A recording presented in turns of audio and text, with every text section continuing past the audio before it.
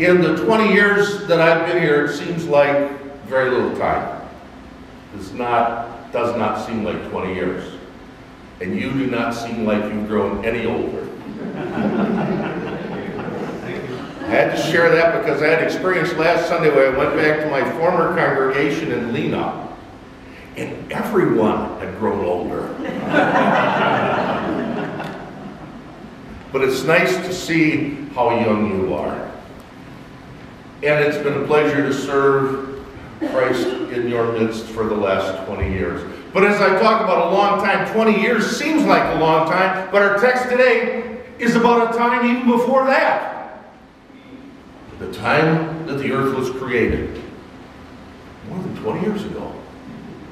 At the beginning of time, God created the earth. And this creation story is in Genesis 2. It's really the second creation story. There are two creation stories. You might recognize that.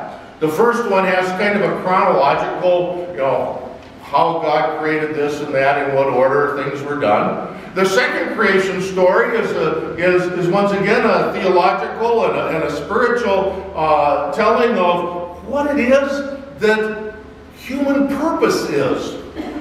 What are we about? What's our vocation?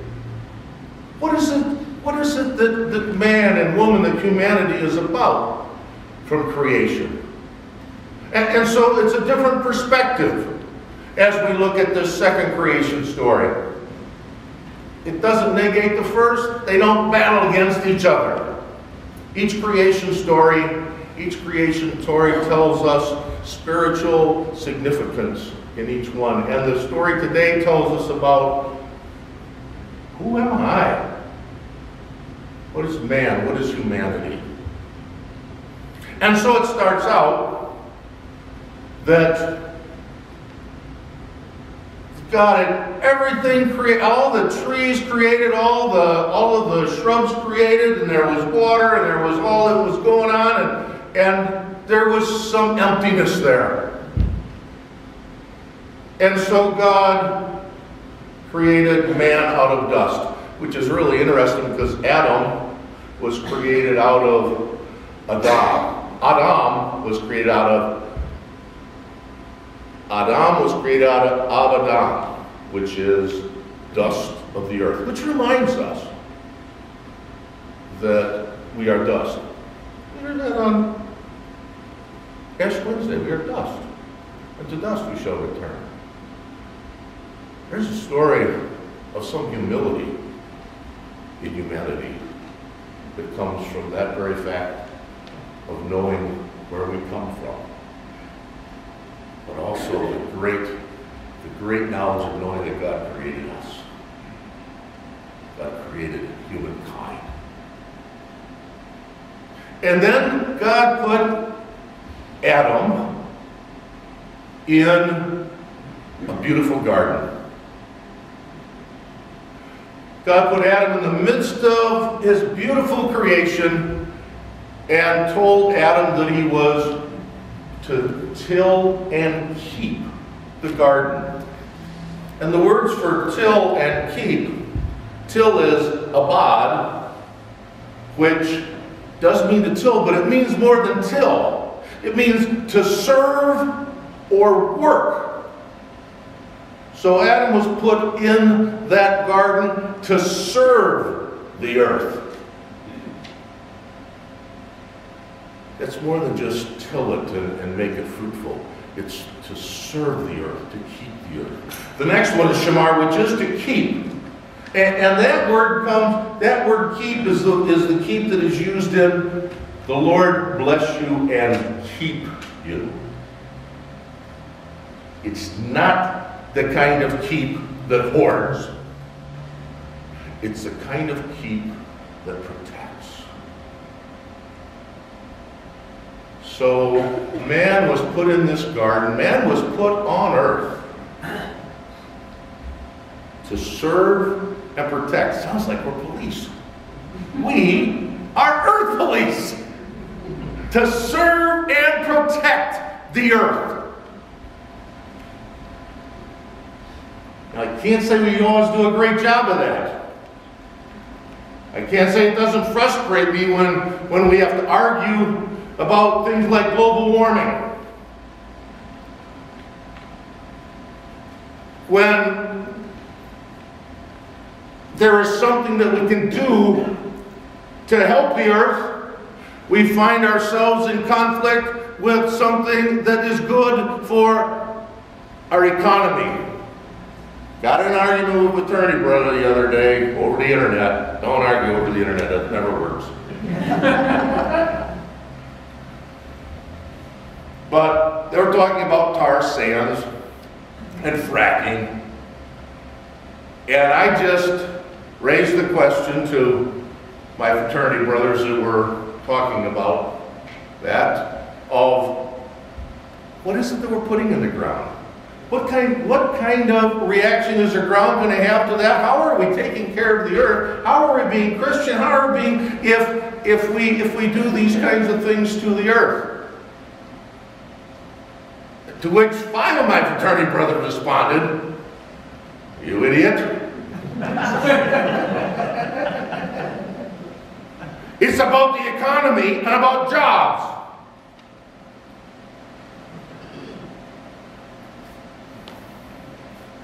Why sometimes it's easy to forget why we're here, why God put us here. What it means to serve and protect God's earth.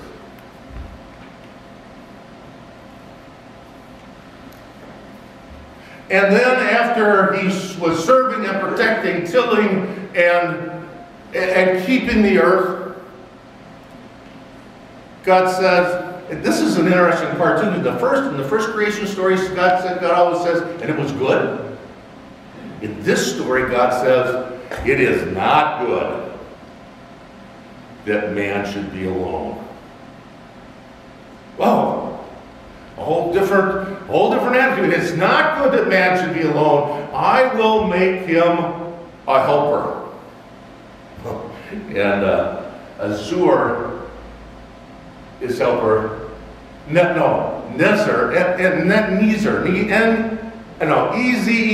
Ezer is helper. And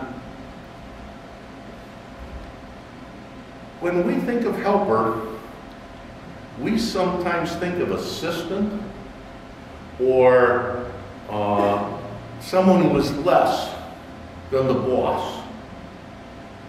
And I just need to point out that the one who is most often called Ezer in Scripture is God himself. In the 54th Psalm, you can look it up, and it says, God is my helper. Ezer is not a second-tier person. The helper is a companion. The helper is one that works with. And so God was concerned because it wasn't good that man should be alone, so he was going to give a man helper. And this is where I really think this is a really funny story. Because it really turns out that God says, well, I think that man shouldn't be alone, so I'm going to make him a helper. I'm going to make him someone to be a companion, someone to work with him. And so God starts forming all these animals. God brings in a mosquito and says, what do you want to call this, Adam? Well, let's call it a mosquito. Does this look like a good helper for you? Does this look like a good partner for you?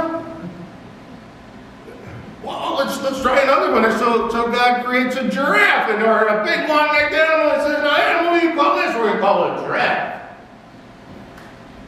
That's not being a good helper. And he created an elephant, and he created aardvarks. And he brought them to Adam so Adam could name them, because Adam needed a helper. He brought him a horse and a dog.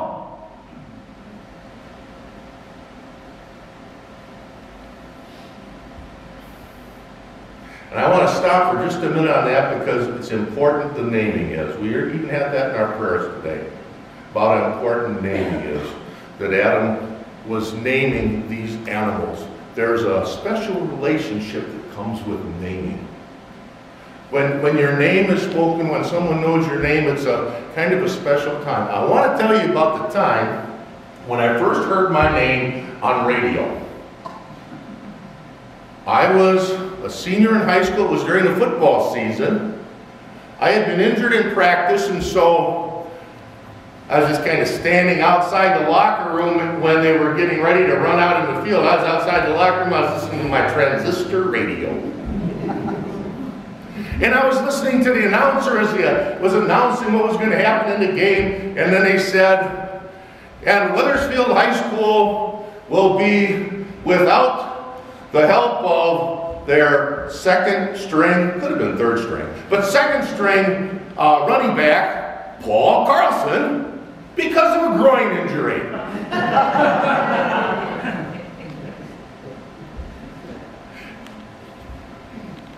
When I heard my name, and I had felt so distant from that football team that was sitting in the locker room, when I heard my name, I decided that even if I was only wearing a jersey, no pads, and anything else, just jeans and a jersey, I would go into that locker room because I was part of that team. They said so on the radio. They had named my name.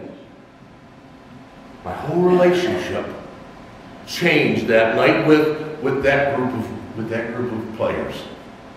I was part of the team. They had named my name. It's important when we name things, we know them better. When I was young, and we would go on trips, I would know every kind of car there was on the highway. And I could name every car.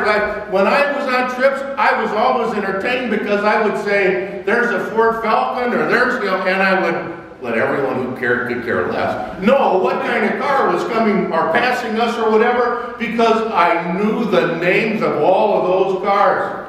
And each one of those cars was special, especially the ones that my friends had, because I knew them even better. I knew the names. And it was important to know the names.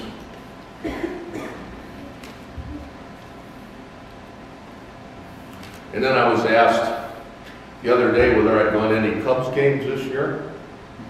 And I said, I can't think of it, I haven't. And so someone asked why. And so I pondered that for a while, and all of a sudden I realized the reason that I haven't gone to many Cubs games, even haven't watched many games, even though they're winning, is because I don't know the names of any of the players.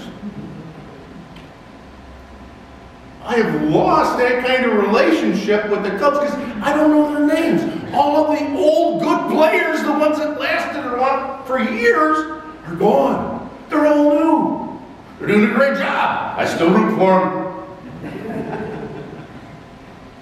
But there's not that connection. The names are not there.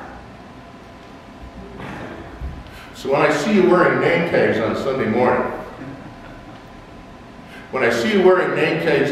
morning, I know that you want to be part of my life and you want to be special because I will know your name. And to be sure that you will be especially remembered by those around you as well, because they'll remember your name. It's right there. They can, and it's important. And it feels like there's community when that happens. I confess that oftentimes my memory is not that great when it comes to names. But when I can see a name tag, and I can say a name, that relationship is somehow closer. You can sense it.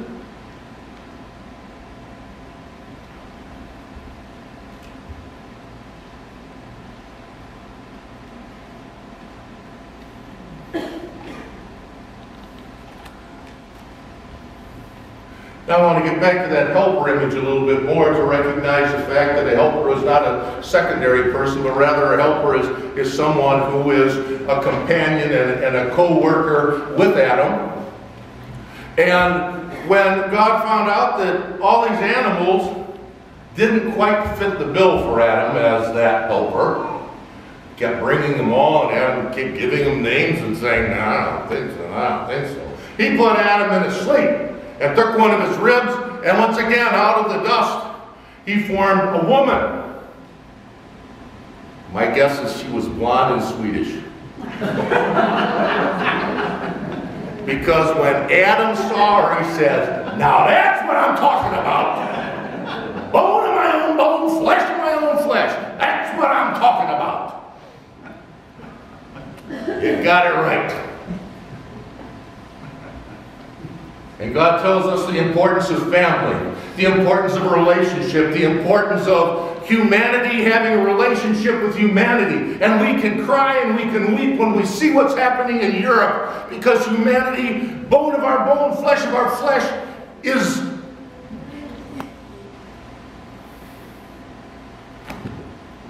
in camps and in mud.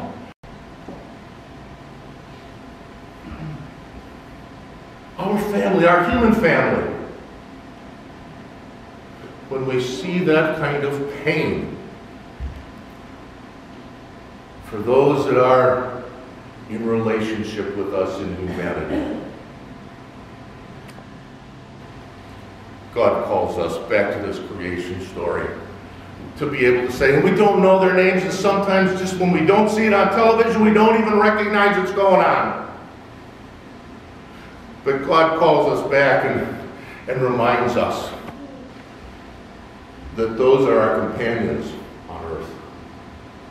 That those are those folks that as Adams, as human beings, we are called to be in a relationship to. Family, to be sure. Immediate family, church family, community family, bone of our bone, flesh of our flesh. That's what God is talking about. That's who we're in relationship with. That's who we need to know their names. We need to know their position with us in the community, in God's family.